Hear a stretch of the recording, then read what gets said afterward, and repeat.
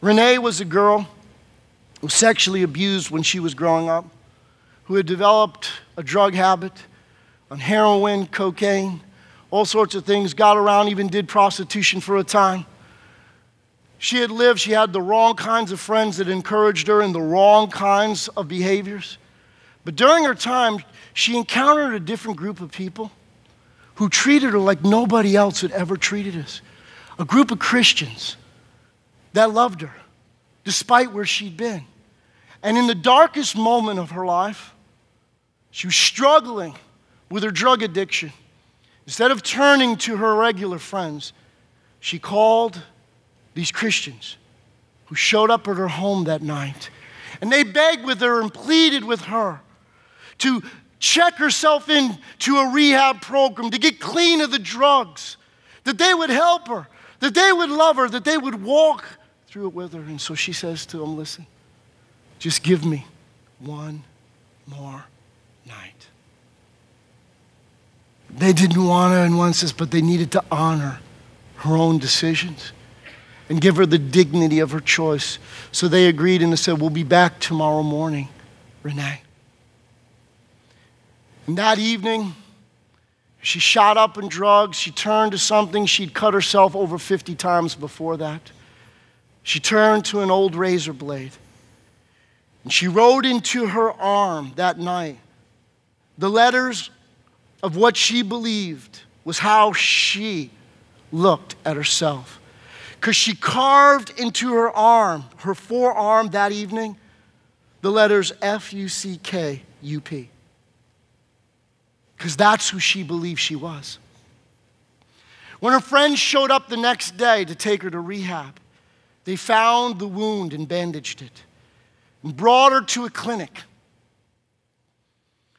Like so many other times in her life, she only bore another area of rejection, because when the nurse discovered the cut and the deepness of the wound and how much drugs were in her system, they said, we're just not able to handle something this bad. And so Jamie Twardowski, the head of that group, he was a young man who had befriended Renee. He had a great job. He worked for Hurley Surf Company in Orlando, Florida. He never condemned her because of her poor choices or the way that she did. He listened to her. He cared for her. He showed her compassion. And so he said to his friends, then we need to become her hospital. We need to rehab her.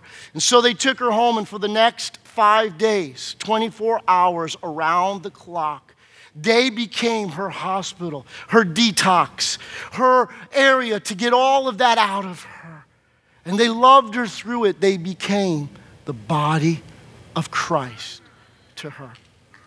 And so then Jamie, recognizing that Renee's recovery would take money, came up with an idea that he would develop a shirt to tell Renee's story, which he called "To Write Love on Her Arms," Tuwala.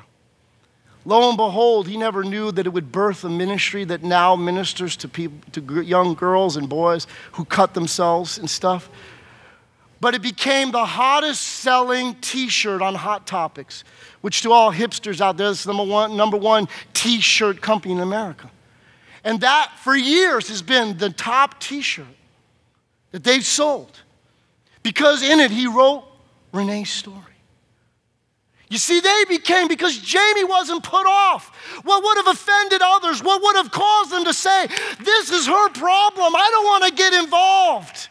Why do I want to deal with this issue? And what responsibility, love, compassion couldn't remain inside and be right with God and not do something about it. And therefore, he said to his friends, we need to make a difference. If programs out there don't have it, we are the church. We are the body of Christ.